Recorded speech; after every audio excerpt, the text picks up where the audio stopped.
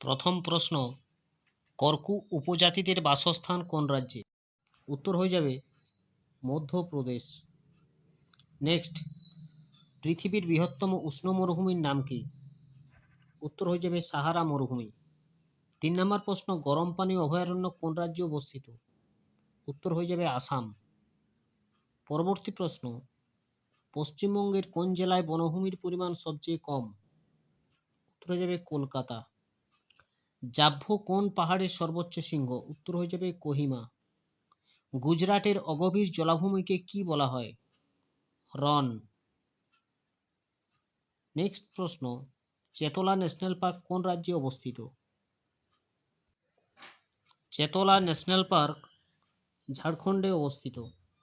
পরবর্তী প্রশ্ন, 8 নাম্বার, আয়তনের হিসাবে পৃথিবীতে ভারতের স্থান কত? সঠিক উত্তর হয়ে যাবে 7ম। পরবর্তী প্রশ্ন 9 নাম্বার, পশ্চিমবঙ্গের দিয়ারা অঞ্চলটি কোন জেলায় অবস্থিত? মালদহ। উগাড়ি উৎসব কোন রাজ্যে পালিত হয়? উগাড়ি উৎসব পালিত হয় অন্ধ্রপ্রদেশ রাজ্যে। বিভূতিভূষণ অভয়ারণ্য কোন জেলায় অবস্থিত? উত্তর 24 পরগনা জেলায় বিভূতিভূষণ অভয়ারণ্যটি অবস্থান করছে। 12 নম্বর প্রশ্ন, নেওড়া ভ্যালি জাতীয় উদ্যান কোথায় অবস্থিত? কালিম্পংকে এটি অবস্থিত। কালিম্পং। পরবর্তী প্রশ্ন, কোন নদীকে সিকিমের জীবনরেখা বলা হয়? তিস্তা নদীকে সিকিমের জীবনরেখা বলা হয়। পূর্বঘাট পর্বতের অপর নাম কি? মলয়াদ্রি। পূর্বঘাট পর্বতের অপর নাম হলো মলয়াদ্রি। 15 নম্বর প্রশ্ন, পৃথিবীর উচ্চতম বিল্ডিং কোনটি? Burj Khalifa. উত্তর হয়ে যাবে বুর্জ খলিফা পৃথিবীর উচ্চতম বিল্ডিং। 16 নম্বর প্রশ্ন, আয়তনে বা জনসংখ্যায় বিশ্বের ক্ষুদ্রতম দেশ কোনটি?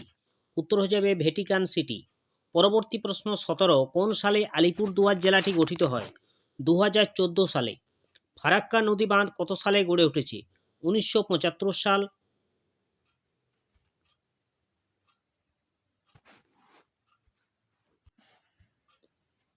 কাজী নজরুল ইসলাম বিমানবন্দরটি কোথায় অবস্থিত? অন্ডাল। পরবর্তী প্রশ্ন, ভারতের প্রথম জলবিদ্যুৎ কেন্দ্র কোথায় স্থাপিত হয়? সিন্দ্রাপং। বায়ুমণ্ডলে কোন গ্যাসের পরিমাণ সর্বাধিক? Nitrogen gas. কোন শহরকে নীরব শহর বলা হয়? রোমকে বলা হচ্ছে নীরব শহর।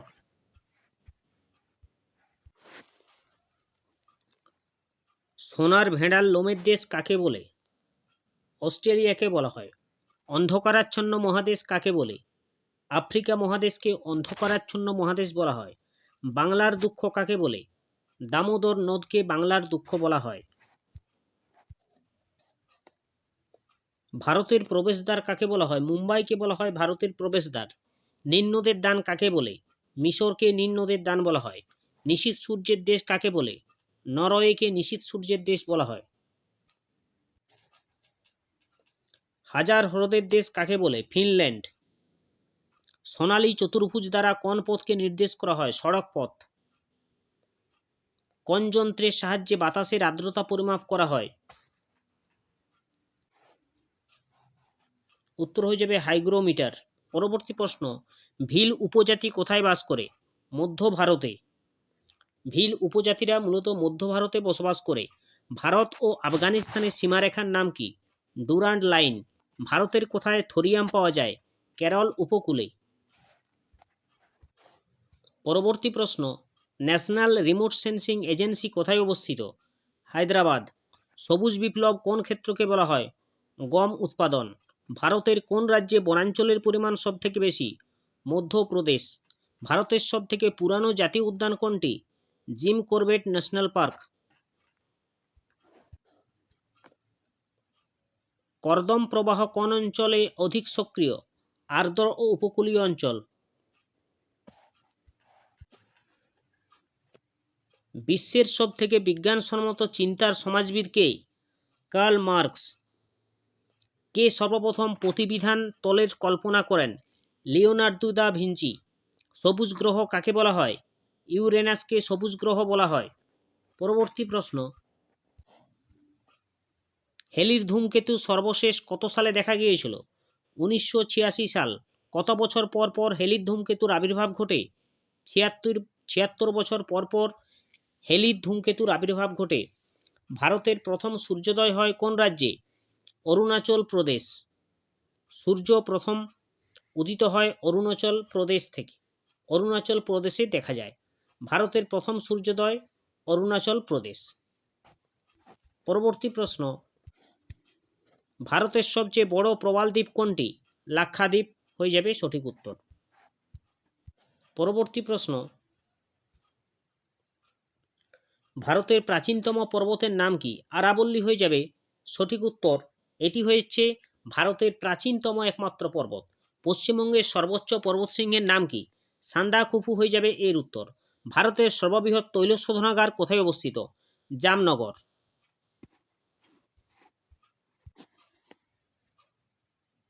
ভারতের দীর্ঘতম বাঁধের নাম কি?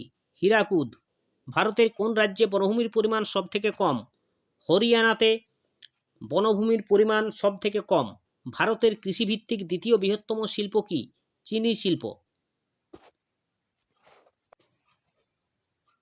ভারতের সাতপুরা কি প্রকৃতির পর্বত? স্তূপ পর্বত। পরবর্তী প্রশ্ন, আশ্বিনের ঝড় দেখা যায় কোন রাজ্যে? পশ্চিমবঙ্গে এই ঝড় দেখা যায়। ভারতের কোন মৃত্তিকার পরিমাণ সর্বাধিক? পলি মৃত্তিকা সব থেকে বেশি পরিমাণে রয়েছে ভারতবর্ষে। দক্ষিণ ভারতের সর্বোচ্চ সিংহের নাম কি? দক্ষিণ ভারতের সর্বোচ্চ সিংহের নাম আনাইমুদি। আন্তর্জাতিক ভূমিকম্প সমীক্ষা কেন্দ্র কোথায় অবস্থিত? মার্কিন যুক্তরাষ্ট্রে অবস্থিত। মার্কিন যুক্তরাষ্ট্রে। কোন হিমবাহ বুনো গোপাল নামে পরিচিত? সিয়াচেন হিমবাহ বুনো গোপাল নামে পরিচিত। ভারতের জাতীয় জলচর প্রাণীর নাম কি? সঠিক উত্তর হয়ে যাবে ডলফিন হলো ভারতের জাতীয় জলচর প্রাণী। জাপান সাগর ও পিত সাগরের মধ্যে কোন দ্বীপের অবস্থান? কোরিয়া উপদ্বীপ। পারস্য উপসাগর কোন দ্বীপে অবস্থিত? বাহরাইন দ্বীপ। এশিয়ার বৃহত্তম নদী কোনটি? ইয়াংসিকিয়াং। নেক্সট প্রশ্ন, এশিয়ার সবচেয়ে খরস্রোতা নদী কোনটি? সালউইন। উত্তর হয়ে যাবে সালউইন। পরবর্তী প্রশ্ন, ব্রহ্মপুত্র নদী তিব্বতে কি নামে পরিচিত? সাংপো নামে পরিচিত। সাংপো। পরবর্তী প্রশ্ন, কোন কোন দেশের মধ্য দিয়ে সিন্ধু নদ প্রবাহিত হয়েছে? ভারত ও পাকিস্তান। সিন্ধু নদ কোথায় পতিত হয়েছে? আরব সাগরে গিয়ে পতিত হয়েছে। গঙ্গা নদী কোথায় পতিত হয়েছে? বঙ্গোপসাগরে গিয়ে পতিত হয়েছে। নেক্সট প্রশ্ন, বৃক্ষরূপী নদীবিন্যাস কোথায় দেখা যায়? মরু অঞ্চলে বৃক্ষরূপী নদীবিন্যাস দেখা যায়। লোহিত সাগর সুয়েজ খাল এশিয়াকে পৃথক করেছে কোন কোন মহাদেশ থেকে? আফ্রিকা থেকে এটি পৃথক করেছে। এশিয়া মাইনর কাকে বলে? ভূমধ্যসাগরের পূর্ব উপকূলকে বলা হয় এশিয়া মাইনর। নেক্সট প্রশ্ন, এশিয়ার বৃহত্তম মরুভূমি কোনটি? এশিয়ার বৃহত্তম মরুভূমি হল গোবি মরুভূমি। এশিয়ার বৃহত্তম সমভূমি কোনটি? পশ্চিম সাইবেরিয়া। উত্তর হয়ে যাবে পশ্চিম সাইবেরিয়া। 86 নম্বর প্রশ্ন, এশিয়া ও ইউরোপকে একত্রে কি বলে? ইউরেশিয়া। এশিয়া ও ইউরোপকে একত্রে বলে ইউরেশিয়া। পৃথিবীর বৃহত্তম লবণ হ্রদ কোনটি? কাস্পিয়ান সাগর। সঠিক উত্তর হয়ে যাবে কাস্পিয়ান সাগর। পরবর্তী প্রশ্ন, বাহরাইন কোথায় অবস্থিত? পারস্য উপসাগরেও এটি অবস্থিত। পারস্য উপসাগর। ভারতের বৃহত্তম প্রতিবেশী রাষ্ট্র কোনটি? চীন। জনবসতির বিচারে পৃথিবীতে ভারতের স্থান কত? দ্বিতীয়, চীনের পরে। কর্ণাটকের পূর্বের নাম কি ছিল? মহীশূর। মান্নার উপসাগর কোন দেশকে ভারত থেকে বিচ্ছিন্ন করেছে? শ্রীলঙ্কা, যার নাম পকপ্রণালী। যমুনা নদী কোন হিমবাহ থেকে উৎপন্ন হয়েছে? যমুনোত্রী। গারো পাহাড়ের সর্বোচ্চ শৃঙ্গের নাম নকরেক। পরবর্তী প্রশ্ন, ভারতের বৃহত্তম তৈলখনি অঞ্চল কোনটি? বোম্বে হাই। নেপালের অধিবাসীদের প্রধানত কোন ধর্মের মানুষ? প্রধানত হিন্দু ধর্মের মানুষ দেখা যায়। ভুটানের দীর্ঘতম নদীর নাম কি? এটা তোমরা কমেন্টে জানাও। এবং এরকম ভিডিও পেতে চ্যানেলটি অবশ্যই সাবস্ক্রাইব করো, বন্ধুদের মধ্যে শেয়ার করো। Thank you.